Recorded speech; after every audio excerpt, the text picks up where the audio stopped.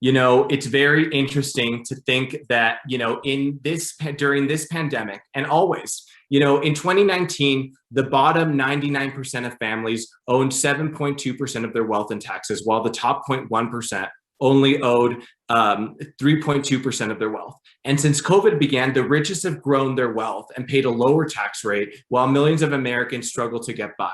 We have corporations who are profiting off of our frontline workers who are dying because they are getting COVID and they don't have the resources that they need to survive.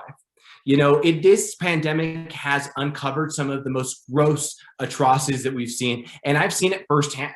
Having served as the front lines of the pandemic response, and nowhere is this more true than in our sovereign nations and our rural communities where I was directly impacted and designed by the governor to look over. We need to make sure that we are fighting for economic justice long term. I am disappointed that Democrats in the Senate kept the minimum wage increase out of the pandemic relief. We need to make sure that we are long-term passing and raising the minimum wage to $15 an hour, not just during this pandemic, but afterwards as well, to ensure that everybody can earn a living wage and that nobody is working multiple jobs and still cannot afford to put food on their family's table. We need to make sure that we are working to pass paid sick leave, to ensure that every single individual is never put in the position where they have to choose between going to work with symptoms or the ability to stay home and recover. We need to pass paid family medical leave, common sense initiatives that have been waiting for far too long.